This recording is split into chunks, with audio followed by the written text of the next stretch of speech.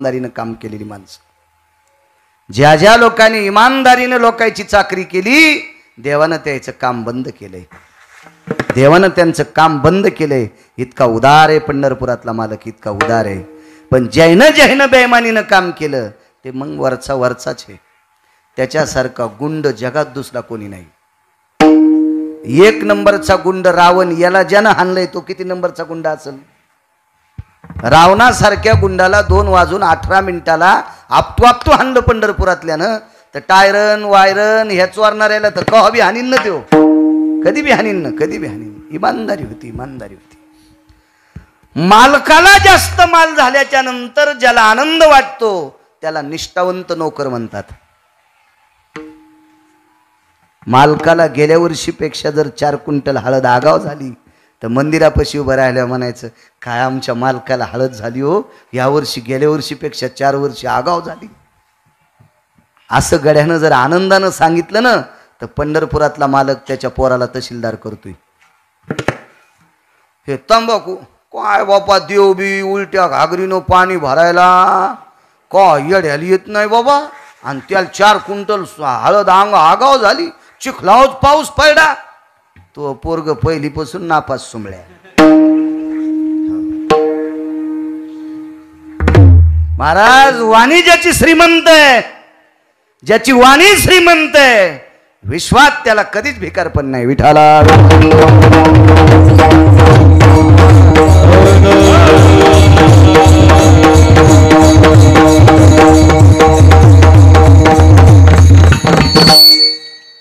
सज्जन माणसं काम करणारी, सकाळीच कामाला लागलेली. तुकोबर आहे बांधावर पाहिल्याबरोबर इळा खाली टेकला आणि एक जण गेलं. काय महाराज, मला 10-11 वाजूस तर गहू कापायला काम मिळेल का. आमचा एक सोबती आला नाही महाराज, हे घ्या इळा. आणि तुकोबर आहे गहू कापू लागले, गहू कापू लागले. सज्जनांनो, ह्या लोकायला गहू कापता येत होता का गाथा पहा, मग लक्षात येईल तुमच्या. तुकोबरायला काय काय करता येत होतं, नुसता गाथा वाचून बघा, गाथा वाचून बघा. आता एखाद्यानं सांगावं तन लय झाले. 400 वर्षापूर्वीचा सिद्धांत, निवडावे तन शेती करावी जतन. अजून एक पुरावा आहे, मागचं सांगत नाही. मग गाडीवरी वाहती, मग गाड्यानं माल घरी येईल. त्याच्या मागचं पुढचं घरी गेल्या वाचा. काय अधिकार असेल या लोकांचा. पूर्ण अभ्यास, पूर्ण अभ्यास. 15 गायी येलेल्या दूधच काढता येईन. वासर गायीकड टकटक पाहलेत आणि ह्यो गायीच्या कासाकड टकटक पाहलाय. गडी पडीवर आहे, गडी पडीवर आहे. वासरायला हे सोडीनं म्हणून पिता येईन आणि याला काढता येईन म्हणून काळा चहा प्याले. आपल्या पुरतं तरी काढता यावा आणि आपल्या पोटाला लागण इतकं पेरता यावं, त्याला शेतकरी म्हणतात. नसते आपल्याला शेती आहे, हा ही इथून आपलीच आहे. हो, हळद खाली लागते का वरी ते नका विचारू. हाणायला पाहिजे तुला चांगल्या निब्बर दांड्याने. विठाला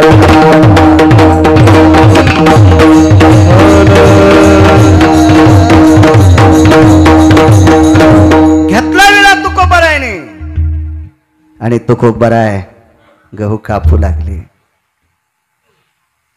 आकाशाकडे बघितलं. 11:15 झालेली होती. समोरच्या व्यक्तीला सांगितलं आता घरी पक्षाचा कार्यक्रम आहे, जावं लागतंय. मालक बांधावर उभा होता. सज्जन मालकही सज्जन होती त्या काळातली. किती सज्जन मालक. गडी जर शेतात गेला तर भाकरी कोण नेत होत, मालक नेत होते. 100-100, 200 एकरवाला मालक झोपड्यात राहणाऱ्या गड्याची भाकरी डोक्यावर टोपल्यात दोडीत घेऊन ती भाकरी घेऊन गड्याची शेतात जात होता. आकड्याची काठी टेकीत टेकीत, कुरकुर वाजणारा बूट, समल्याचं पागुट रेशमाचं अशी वजनदार मालक गड्याच्या पोटाची व्यवस्था करीत होते. नीतिमत्ता वैचारिक पातळी गोड होती हो, म्हणून निसर्ग गोड होता. जे पिंडात बदलत असतं का त्याचा बदल ब्रह्मांडात होत असतो. विठाला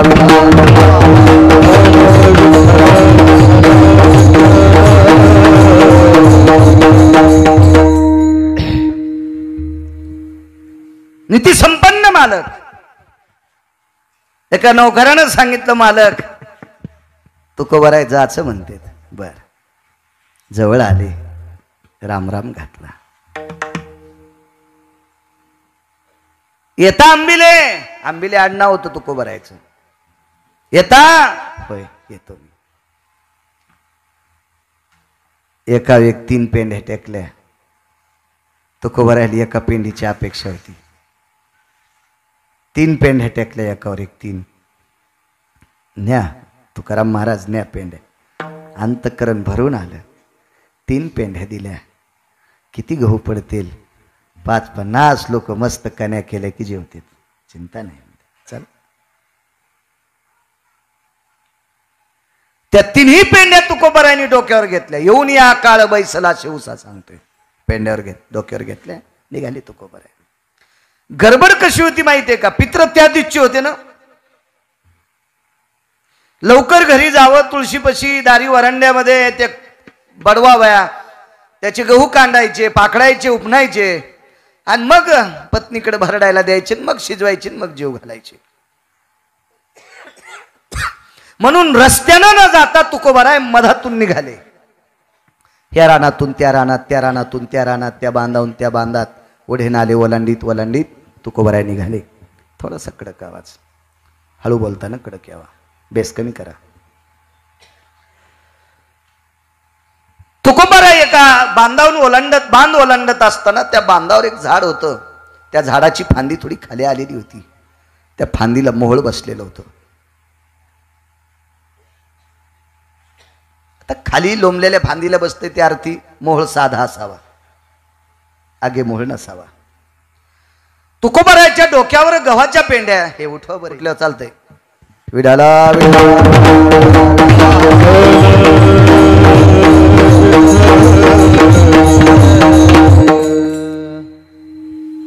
गव्हाच्या पेंड्या डोक्यावर होत्या.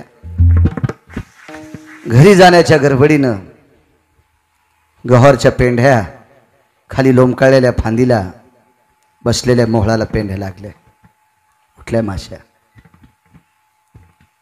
काय माश्या चावा घेत होत्या तुकोबारायचा. संत महिपती सांगतात, खूप चावा घेतला तुकोबारायचा, खूप चावा घेतला. एक जण म्हणला, हे कशातले आलेले?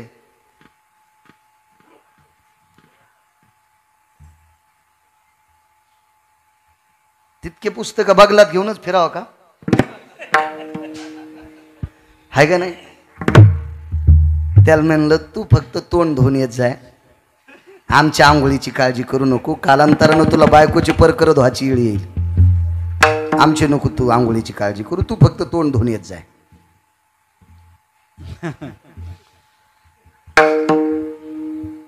संत महिपती सांगतात, एवढ्या माशा चावल्या, इतक्या माशा चावल्या,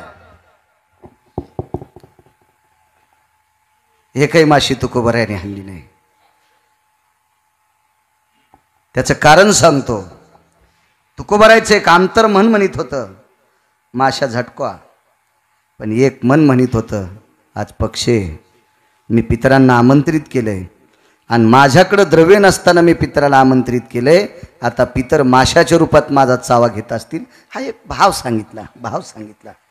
अशुद्धाम तृप्तेषु भयाः. अशुद्ध म्हणजे रक्त, याच्यावर तृप्तता, श्रद्धा होती, भाव होता. हा भाव ज्या वेळेला तुकोबारायच्या अंतःकरणात येतो त्यावेळेला विटेवरच्या मालकाला जाग येते. वेळ होती पितृतिथीला, विटेवरच्या मालकाला जाग आली, म्हणजे झोपीतून नाही. त्याच्या लक्षात आलं तुकोबारायकडे पक्ष आहे. आणि विटेवरच्या मालकाने जशास तसं तुकोबारायचं रूप घेतलं आणि किराण्याची पिशवी दारात आदळली.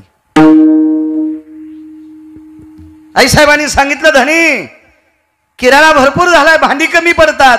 लगेच शेजाऱ्या पाजाऱ्याकून भांडे आणले. सुरू स्वयंपाक, सुरू झाला स्वयंपाक. काय स्वयंपाक असेल तो किराणा आणलेला जगाचा बाप आहे, विश्वाचा मालक आहे. दिसायला तुकोबरा आहेत, स्वयंपाक करायला आबाजींची कन्या आहे, तुकोबरायांची धर्मपत्नी आहे, आबाजी गुळवे पुण्याची. श्रीमंत व्यक्ती त्या काळातला 3600 एकर ऊसाचा मालक. 3600 एकर ऊस होता त्या काळात.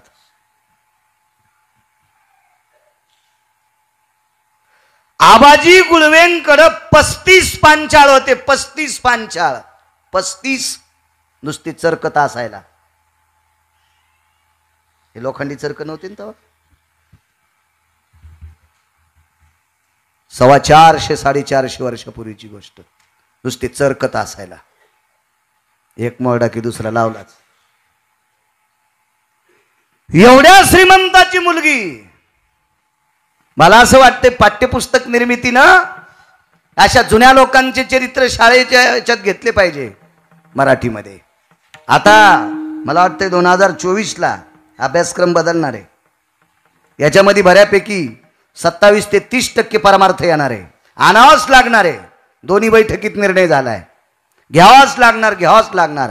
मधल्या काळामध्ये 1964 साली पदाचारी मिशन नावाची संस्था भारतात आली आणि या पदाचारी मिशन नावाच्या संस्थेने या भारत देशातल्या पाठ्यपुस्तक निर्मितीवर घाला घातला आणि याच्यातले ओरिजिनल जे पाठ आहेत, ओरिजिनल जे कविता आहेत, गद्य पद्य याच्यावर घाला घातला आणि त्याच्यातलं मुख्य तत्व काढून टाकलं. काय सुधारता होती त्या काळात. त्या काळातलं काही ऐका गोडच होतं.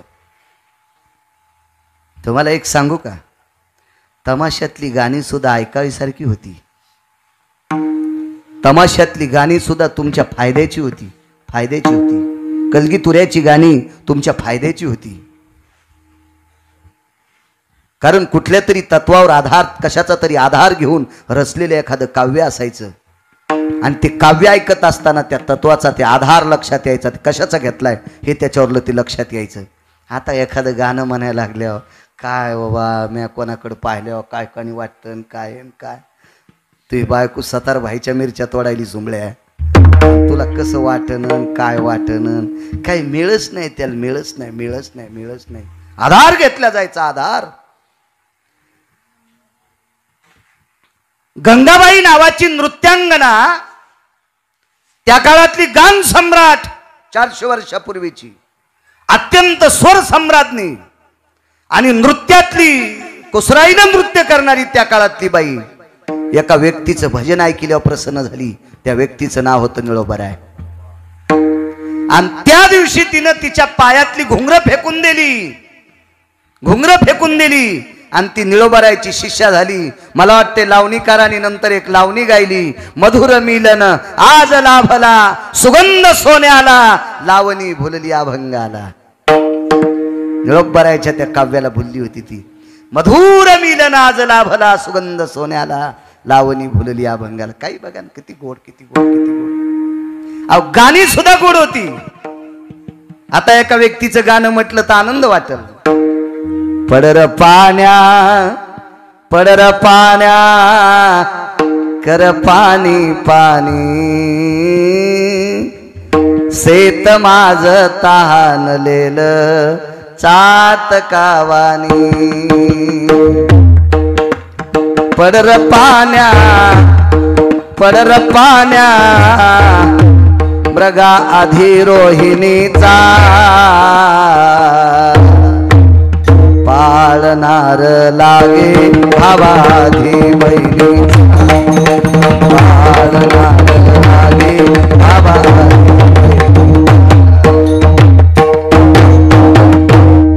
त्याच्यातला अर्थ कळतो का? पडर पाण्या मृगा अधिरोहिणीचा. याच्या पुढचा अर्थ सखोल बघा. पाळणार लागे भावा आधी बहिणीचा. मार्कंडेय सांगतात, जाबाली सांगतात, बहिणीचं लग्न झाल्याच्या नंतर ज्या दिवशी बहिणीला आपत्य जन्माला येतं का, त्या दिवशी भाऊ मुक्त होत असतो. त्या दिवशी भाऊ तृप्तीचा ढेकर देत असतो, आज मी मामा झालोय, म्हणजे त्याच्या बहिणीचे पाय त्या घरात रवले, त्याच्या बहिणीच्या त्या घरात पाय रवले असे समजायचं. इतकी त्या काळातली गाणी सुद्धा गोड होती. भावा आधी बहिणीचा, तो होता तत्व त्याच्या पाठीमागे.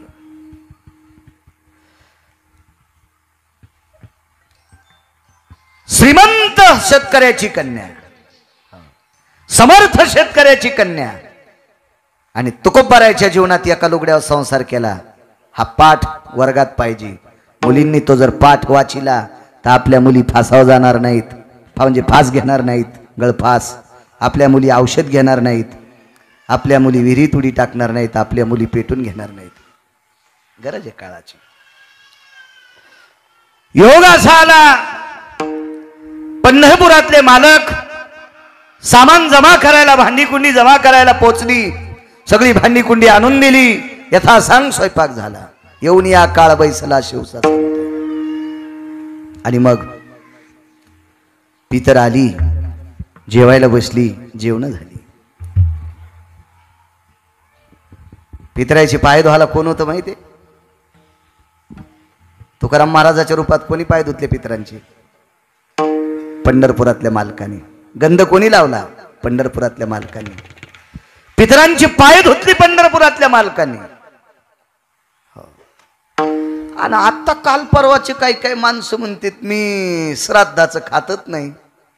अरे तो काय काय खाल्लंस तू? तोंडच सांगत सुमळ्या.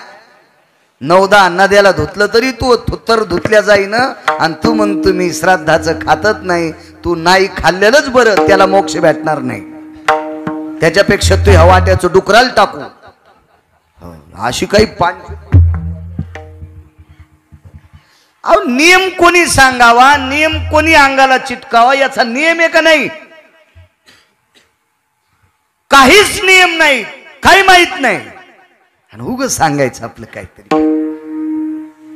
आधारा वाचून काय सांगशी कहाणी. ज्या गोष्टीला आधार नाही ते बक नाही बोललं पाहिजे. नवीन लग्न झाल्या माय म्हणती, बाब्या माय तू औंधात लग्न झालंय, अक्षिदा घेऊ नको बापा. कसं बाब्याला शिंग येणार आहेत का? हा हा माय तुझ्या अंगाला हळद लावली, इतका कावळा आहे का तू बाब्या? हा हळदीतून आऊत हाणताना चालला तर हळदीचे पानं वरबडे, इतके त्याचे पाय खरबडेत. आणि त्याला काय होतं? पितराची खीर खाल्ल्यावर इतका शहाणपणा. कोण यायला नियम सांगत यायचे यायलाच माहिती. ज्ञानोबाराय तुकोबारायचे नियम एक ऐकत नाही. आणि भंगीरेनं सांगितल्यावर मी लवंगाव मंगळवार धरीते. तुकाराम महाराजाची चुलती आहेस तू, लवंगाव मंगळवार धरायली. 3 उपासाच्या व्यतिरिक्त बाईनं उपास धरायचा नाही. एकादशी, सोमवार, शक्य असेल तर प्रदोष. एक बी उपवास किमान नांदेड पासून आळंदी पर्यंत ह्या पट्ट्यातल्या बाईनं धरायचा नाही. वाचून सांगतोय पठ्ठ्या, वाचून. भंगीरेचं ऐकून नाही सांगत, वाचून सांगतोय. वाचून सांग. आणि जर कोणी म्हणलं असेल मी वाचिलेल्या 250 ग्रंथात, जर हा उपास धरा असा ग्रंथ कोणता सांगत असेल तर मला त्यानं फक्त दाखवावा. मी जीवनभर त्याच्या चपला सांभाळतो. काही सांगून ऐकत कोणाचं? आता सगळ्यात जास्त बायका आपल्या दवाखान्यात. श्रावण संपलाय ना काल. काही बायाला अधिक मास अधिक श्रावण 60 दिवस उपवास. 60 दिवस हो उपवास धरायला बाका. नवरा म्हणला जेवायला वाढतं, ती म्हणली सकाळीच खाल्लं होतं ना, म्हणून तर पाऊस पडन, म्हणूनच पाऊस पडन, म्हणूनच पाऊस पडन. नवरात्र झाल्या की आपल्या बायका जास्त दवाखान्यात. हेमोग्लोबिन कमी झालं, आमकं कमी झालं. 2.25 महिन्याच्या मुलीची पिशवी काढली पाहुण्याची आमच्या. लग्न झाल्या 2.25 महिन्याच्या नंतर गर्भाशयाची पिशवी काढली. 2.25 महिने लग्न झाल्याच्या नंतर गर्भाशयाची पिशवी काढली. तज्ञ डॉक्टरनं सांगितलं ही उपास जास्त धरीत होती. कोणी सांगितलं तुम्हाला आगावपणा करायचा? माझे ज्ञानोबाराय तुकोबाराय सांगतील ते उपास धरायचे. भंगिऱ्याचे उपास धरू नका, मानकाड मोडून जाईल. तुम्हाला एक सांगू माझ्या माईंनो, राग येऊ देऊ नका. जिला नवऱ्याची किंमत वाढवायची का तिने बाकीचे उपास धरायचे नाही. तिला नवरीची किंमत वाढवायची का, तिने बाकीची उपाय धरायची नाही. कशी किंमत सांगू का तुम्हाला? घरची बाई जर सक्षम असेल ना बेले पाटील, सदृढ असेल, ताकदवान असेल, शक्तिशाली असेल, तर त्यानंच घरी माणसं जेवायला आणि चहा पाण्याला न्यावा. उपास धरू धरू ती ह्या भिताडाव पडायली, त्या रानाच्या वाट्यावर पडायली, यानं काय नाही, फक्त दुसऱ्याच्याच सप्त्यात आणावं. पंढरीनाथ बॉल म्हणलं नाश्ता करायचा, 7व्या मिनिटात नाश्ता तयार झाला. इथल्या घरी बसलो होतो आम्ही. हो, मग असं ताकदीनं जर तुम्हाला करायचं असेल, घरातल्या लोकांचं वजन वाढायचं असेल, तर हे भंगेरी उपास धरू नका तुम्ही. भंगेरी, कारण तुम्हाला खोटं बोलणं हे कॅमेरे चालू आहेत ना यायचे. हा, मला एखादा कॉलर धरून विचारू शकतो, बाळा तू कशाच्या पुराव्यावर बोलायला? पुरावा आहे माझ्याकडे.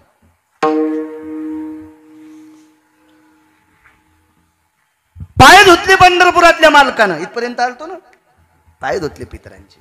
आपले नाटक हो, आम्ही का नाही पुण्यतिथीचं खातच नाही. धाब्यावाले कदरली तुला. हा, धाबा चालू असला तरी ते म्हणते नाही आमच्याकडे आज वेटर कमी येतं, आज येऊच नका. त्याला माहिती पैसे देत नाही आवलात, आणि ते म्हणते मी पुण्यतिथीचं खातच नाही. अरे तू जवळून गेला तर ढवळ्या कोंबड्यावानी वास आलाय तो, आणि तू पुण्यतिथीचं खात नाही. कोंबड्या आळ्या खातो का तू? आळ्या विठाला विठाला.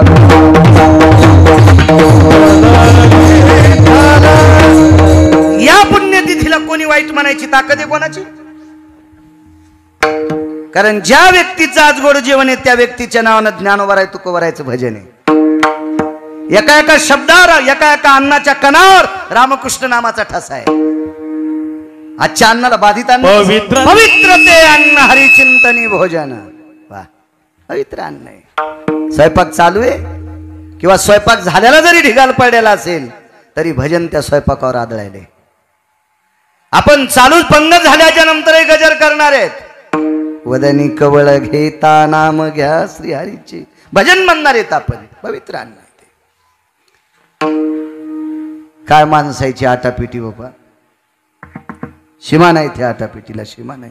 काय नियम सांगतील, कोण यायला नियम सांगितले, कोण बॉ भेटला होता ह्याला बोक्या काय माहिती नियम सांगणारा.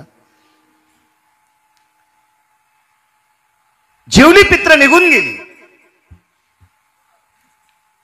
तुकोबराय गव्हाच्या पेंड्या घेऊन घरी आले. घरी आल्याबरोबर तुकोबरायच्या रूपातल्या जगाच्या मालकाच्या लक्षात आलं, आता उघडं पडते, आपण निघावं. निघून गेले. आवाज दिला, आवले. तुकोबराय आवडीनं आवले म्हणायचे. माणसानं आवडीनं पत्नीला नावानं बोललं पाहिजे. सावित्री, ए दुर्गा, वत्सला, ए अनुसया, द्वारका, जे काय नाव असेल ते तुम्ही म्हणिनत म्हणून त्या म्हणाल्यात. विवेक, ए अनिरुद्ध, ए जीवन, लवकर ये रे, आपल्याकडे गिरगावकर आलेत. तुम्हाला वाटलं जीवन म्हणजे हिचं पोरगच असेल, पण जीवन आल्यावर त्याला दाबण्यासारख्या मिशा होत्या. अरे म्हणलं हे तर जीवना दिसायला जीवन नाही, मोठा जीवन आहे. म्हणलं बाई हे कोण आहेत? माझे मिस्टर आहेत. येतो म्हणलं बाई मी. नाही चहा घ्या ना. नको म्हणलं. नवऱ्याला जर जीवन म्हणालीस तर मला गॅसच्या पाईप ना हानशीन चतुरा. येतो मी, येतो म्हणलं, येतो.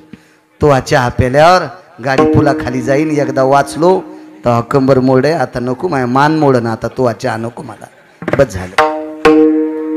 वजनात बोललं पाहिजे माणसाने, वजनात.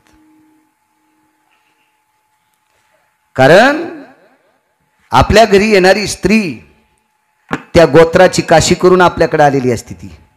ते गोत्र चुरगाळून टाकलेलं असते. महाराज दुसऱ्याची मुलगी आपल्या गोत्रात विलीन होती, आपण तिला लक्ष्मी म्हणून सांभाळायचं. लालनाथ पालयंते भार्या, ताडनाथ नैव पालयंते. शिष्टाचार सांगितला आपल्याकडचा, श्रुतीशास्त्राचे नियम आहेत. पत्नी एक लक्ष्मी आहे, तिला आदराचं स्थान आहे घरात. आदरानं पत्नीचा सांभाळ करायचा, हे बी नीती धर्मात आहे. हे असो वनिता आपुली, आळंदीतल्या मालकांचं वाक्य. हे असो वनिता आपुली, कुरूप जरी झाली, भोगिता तेची भली जिया परी. धर्मलक्षणाचं वर्णन केलं. आळंदीतल्या मालकांनी. ही सुद्धा निष्ठा आहे, श्रुतीशास्त्र सांगते. अवले जी मालक जी जी जी मोगरी अंग. मोगरी म्हणजे बडवायचं साधन. येऊन या काळ बैसला शिवसा सांगतोय. आणि जिजाबाई स्वयंपाक करून करून अशा घामाघूम झालेल्या होत्या. आनंद त्यांच्या अंतकरणात मावत नव्हता. आज आज किती माणसं जेवली, किती माणसं जेवली, काय स्वयंपाक झालाय, काय मी स्वयंपाक केला, किती किती जेवली पित्र, किती आनंदानं जेवत होती, पोट भरून जेवली. बाहेर येऊन पाहतात तर पेंढीत 3 पेंढ्या आहेत. काय मालक? गहू बडवायचे. कशा करता? पित्रा करता कन्या करायच्यात. अहो मालक, तुम्ही सगळं सामुग्री आणून दिली, मी स्वयंपाक केला, पितर जेवले केले. तुकोबाराय पत्नीला एकांतात बोलतात. बोले मी आणली सामुग्री? होय. पित्राला गंध कोण लावला? तुम्हीच लावला. पितरांची पाय कोण धुतली? तुम्हीच धुतली. तुकोबारायने विचार केला, मी पेंढ्या आणायला गेलोय, मोहळ चावून तोंड लालबुंद झालंय. जिथं जिथं हा अंग उघडे तिथं मोहळाच्या माशा चावल्यात, लालबुंद शरीर झालंय. आणि कोण माझ्या जागेवर आला असेल? मग कळालं हे सगळं काम विटेवरच्या मालकाने केलं. येऊन या काळ सांगतोय बैसला शिवसा. बघा बघा, सहज काही काही आता थोडेफार आपल्यात जरा जोरा काही ना पाठांतर केलं ना बालासाहेब. नाही मी कपात चहा पेतच नसतो कवापासून. अरे तू मागच्या 3 वर्षापूर्वी शेळ्या चोरीत होता ना, तू आता इकडे आलास. नाही नाही नाही बाबा, नाही नाही नाही नाही नाही नाही नाही नाही आपण तिरवीचं खातच नाहीत. बापा बापा बापा बापा, तू आता माळ घातली दात पडवून गेल्यावर, चावून गेल्यावर, दात पडल्यावर चावून गेल्यावर माळ घातली ना तो. आणि आता या शहाणपणा का? हो, कपात चहा पित नाही, बुटात पितो का? बुटात. मला सांगा, शांती ब्रह्म एकनाथ महाराजांकडं स्वर्गातले देव पितर या रूपात आले, ते अन्न कशाच होतं? पितराचंच होतं ना. पण नाथबाबा भजन करीत होते. पण जिथं भजन झालं असेल ते अन्न पवित्र. हा,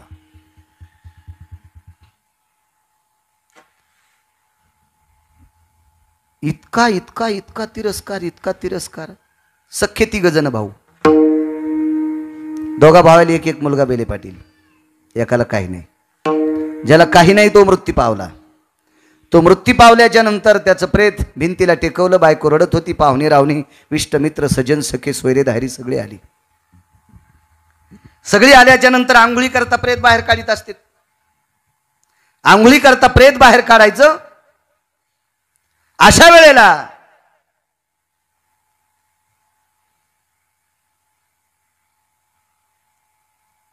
आंघोळीला त्यावेळेला प्रेत बाहेर काढत असतात. अगोदर पाणी पाजणाऱ्याचे कपडे काढीत असतात. गाडगं ठेवावं लागतं ना दारी नेऊन.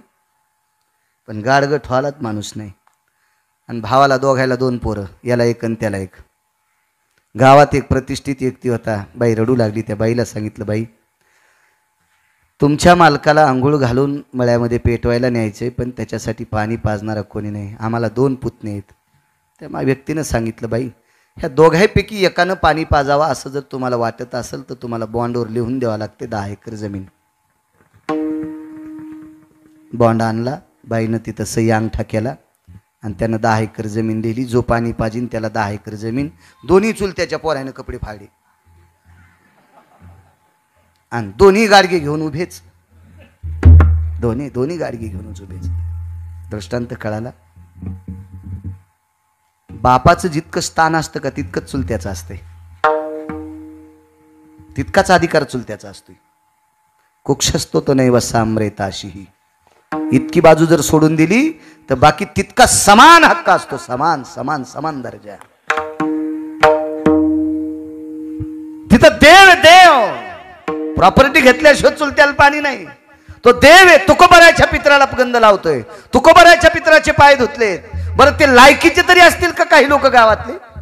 काय गावात काय सगळीच माणसं चांगली असतात असं कसं म्हणता? पण आज ते तुकोबारायच्या घरचे अतिथी देव आहेत. पाय धुतले. आणि मग तुकोबाराय एकांतात पत्नीला म्हणतात, आवले मी नव्हतो गतो. तो विटेवरचा मालक होता. बाई मी आज त्यांना लय काम सांगितलं हो. गावातून भांडे जमा करायला सांगितली मालक. सगळी भांडी रिकामी झाल्यावर नेऊन त्यांनीच घासून घुसून धुवून भांडी दिली. मी किती काम सांगितलं. हावले तो जीव घातलंस का नाही. मी किती वेळेस म्हणले जेवा जेवा. ते म्हणले मी नंतर जेवतो. आणि मग तुकोबारायने हाक मारली. विटेवरचा मालक धावत आला. विचारलं देवा आज तू स्वतः किराणा आणून दिलास. जी. भांडे गावातली जमा तू केलीस. जी. भांडी धुवून नेऊन तूच दिलीस. जी मीच दिली. पितरांची पाय देवा तुम्हीच धुतली. होय. गंध तुम्हीच लावला. होय मीच लावला. सगळ्यांना स्वयंपाक तुम्हीच वाढा. मीच वाढा. विडे तुम्हीच दिले. मीच दिले विडे. देवा जेवावं लागते. आणि तुकोबारायच्या घरी जगाचा बाप जेवला. कितीतरी वेळेस कितीतरी वेळेस कितीतरी वेळेस जगाचा बाप जेवला. आता एकांतात तुकोबाराय काय म्हणतात ऐका पुढे. आता आपल्या कडव्याचं उत्तर आता मिळेल. येऊन या काळ बैसला शिवसा. तुकोबारायनी देवाला विचारलं देवा एवढं आमच्या कुळातल्या लोकांनी तुझ्यासाठी काय केलं रे. काय केलं तुझ्यासाठी की जेणेकरून माझ्या गैरहजेरीत तू माझं रूप घ्यावा आणि आमच्या घरी किराणा आणून टाकावा. वाटतील ती अनावश्यक जी प्रतिष्ठित माणसं करत नाहीत अशी कामं तू करावी किंवा सर्वसामान्य माणसं करत नाहीत ती कामं तू करावी. विटेवरच्या मालकाच्या डोळ्याला पाणी आलं आणि तुकोबारायला सांगितलं महाराज आज 2 लोक तुमच्या इथे जेवायला होते. तुमची आई आणि तुमचे बाबा होते. तुमची आई आणि तुमचे बाबा होते. तुकोबाराय तुमच्या आईचे उपकार सांगू किती येतं. तुमच्या आईने मला भिक्षा वाढली होती. विटेवरचा मालक सांगायलाय तुकोबाराय तुमच्या कनकाबाई नावाच्या आईने मला भिक्षा वाढली होती. काय भिक्षा. कनकाबाई ज्यावेळेला बोलोबा महाराजांच्या सोबत पंढरपूरला गेल्या त्यावेळेला विटेवरच्या मालकानं कनकाबाईला सांगितलं कनका जी काय पाहिजे ते माग. तर कनकाबाई म्हणल्या आतापर्यंत इतक्या पिढ्यात आतापर्यंत कोणीही तुला काही मागितलं नाही. आमच्या वंशातल्या लोकांनी अशा निष्ठावंत वारकऱ्याची मी पत्नी. तुलाच काय पाहिजे असेल तर माग.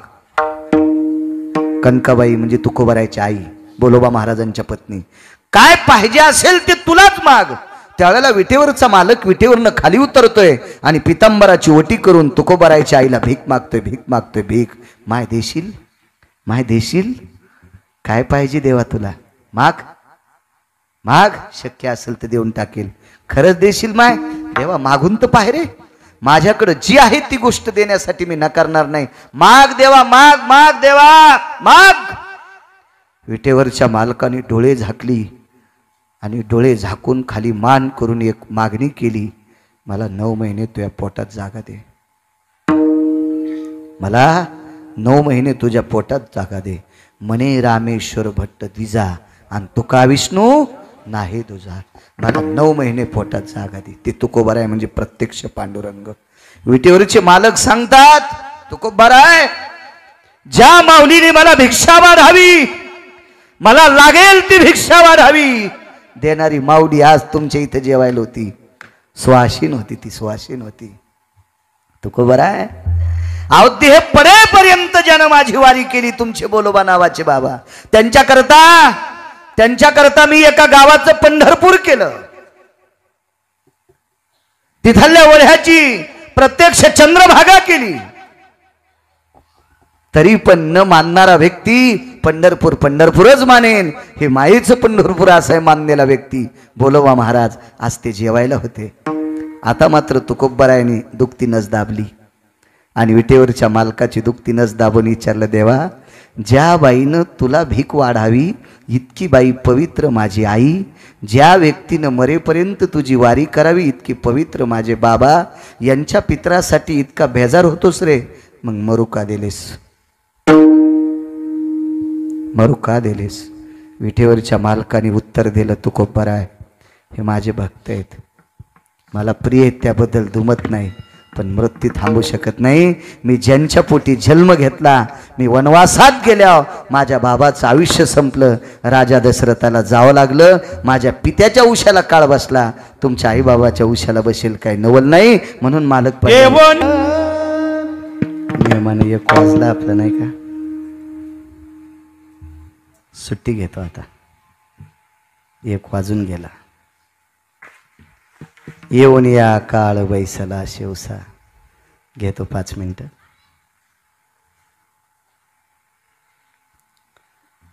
पाच ते 7 मिनिटात एक पुरावा मात्र वेगात सांगतो.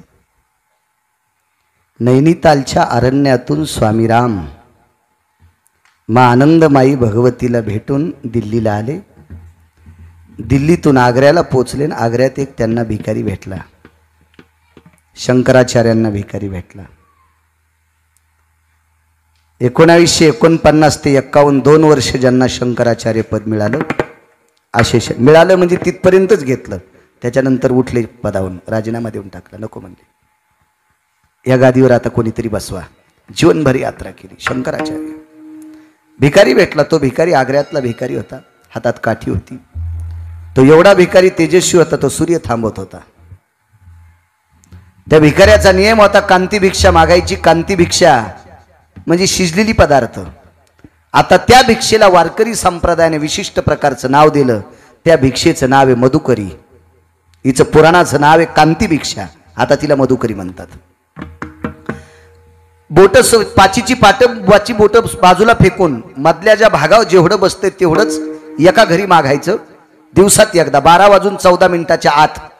भास्कर ढळे तेजो कांती आगा करण बवाची निगुती.